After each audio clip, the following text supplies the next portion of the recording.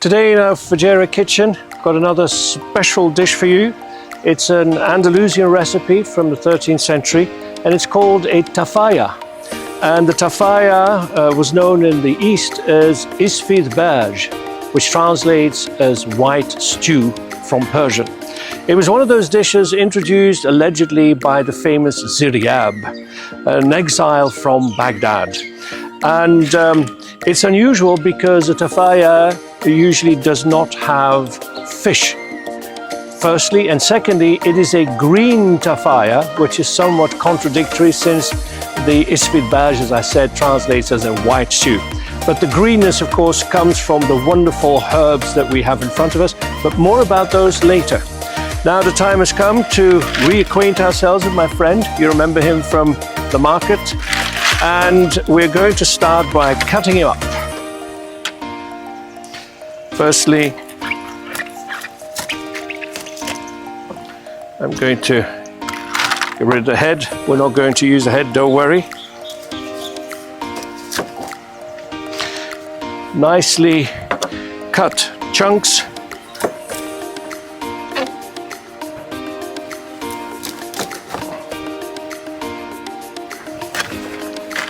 And there we have our beautiful fish. Going to put the pieces on this platter. And now we're going to take it over to our pot, which has been boiling away, and we're going to very briefly boil our fish, right? So we're going to boil the fish, but fortunately only very briefly. So I'm thinking about 2 minutes, no more.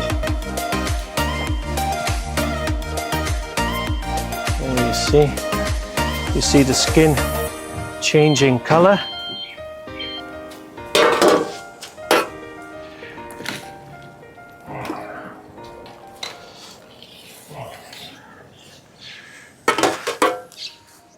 The fish has now been removed from the pot, and now we're going to rinse it in cold water, like so. Beautiful, I can just feel the change in texture. It's going to be absolutely amazing. All right, here we have a beautiful fish, which is going to be put in this oven, a rather belated Christmas present from my friends.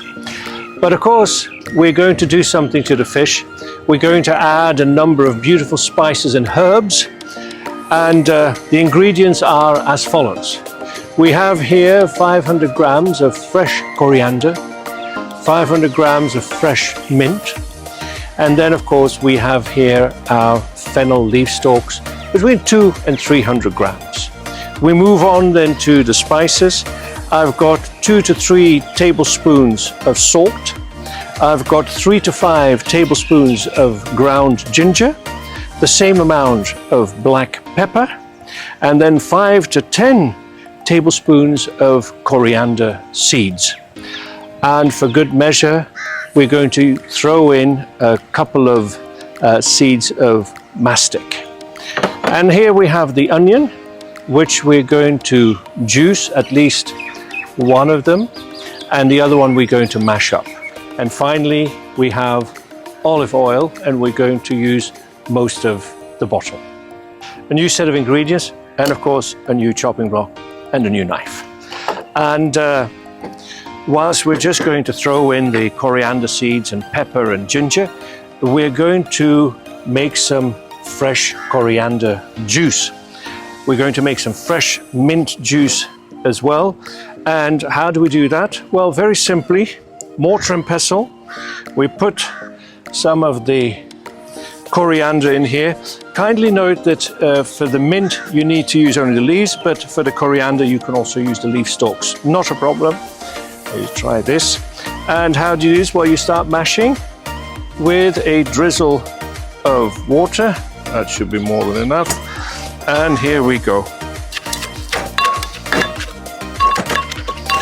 If only you could smell this. Oh, I'm getting dizzy just from smelling this wonderful coriander. It's so fragrant and fresh. This is a daily workout. And now how do we get the juice? Well, very simply, we're going to strain what's in the mortar through cheesecloth into a little bowl. And we're going to do that for each of the herbs.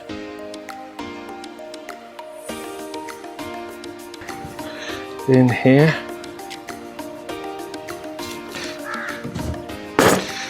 And then I'm going to make a little pass so you can see here, it's already coming out. There you go. There we go. Wonderful coriander juice. One of the healthiest herbs around. So give that a good squeeze. Perfect for that end of week blues, especially if you're wearing a white shirt. Right, whew. This is a result of my hard work and a lot of elbow grease. And now it's time for round 2. We're going to do the same thing with mint, and it's mashing time again. Oh, look at this, look at this. And then, now you're probably thinking, hang on, I've got a real job. Do you really expect me to use a mortar and pestle and squeeze it out? Well, if you have the time, please do. Otherwise, yes, you can use a juicer. Now we have got some onion. And the same principle, we're going to make onion juice. Perhaps not something that most people would use. It's about 300 grams of onion. This is slightly less, so I'm just going to maybe add this on top. And that one we're going to use in a minute. Just like so. Again, in the mortar. I'll start with this. A drizzle of water. And here we go. Tip at home, don't wear a white shirt when you're doing this. So we're going for the consistency of a puree, right? By now you're familiar with the principle. Look at this. And here we have our onion juice. And as you can see, I took a little bit from the second onion. And now I'm just going to roughly chop this. And I'm going to mash it because that's going to go into our sauce. That's enough mashing from me.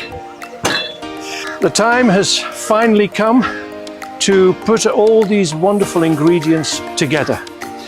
And we're going to pour everything over our gorgeous fish, which has been waiting impatiently. We're going to start here. So there's a lot of olive oil here, like juices.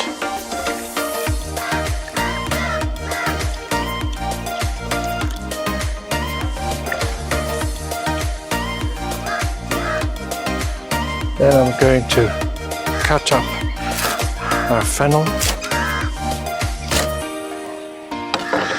Throw that in. Then we're going to add our ginger. I've used the maximum quantities. For salt, I'm going to use maybe, I'd say about half or 3/4 of the amount that I have prepared. Again, if you like more salt, be my guest and add some more. Pepper, gorgeous.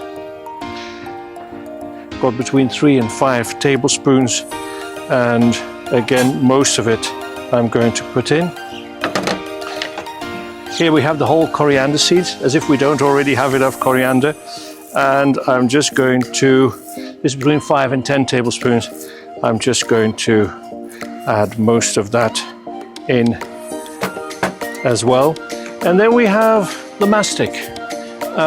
A couple of grains. I'm going to use very little because I'm not the biggest fan, and remember, mastic is very strong and can be quite bitter.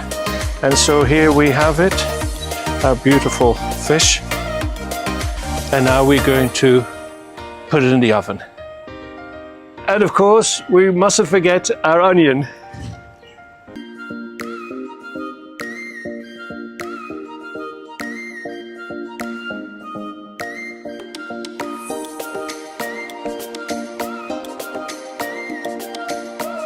So now it's just a question of waiting until the juices have dried out and our fish is nice and golden brown before serving. But now it's time for a cup of tea from me. Let's take a look.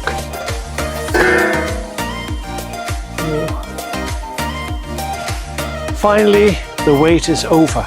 In case you're wondering how long to leave it in the oven, well, let the fish speak to you. When it's good and ready, it can come out. And so we can see that the juices have dried out and it's ready to come out. Oh my goodness. Oh my goodness. Look at this vision of loveliness. Serve. Oh, oh, oh.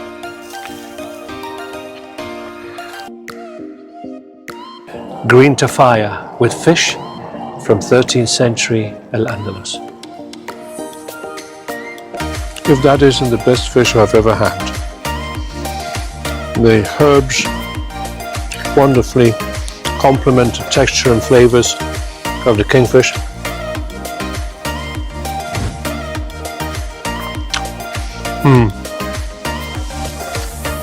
Perfect.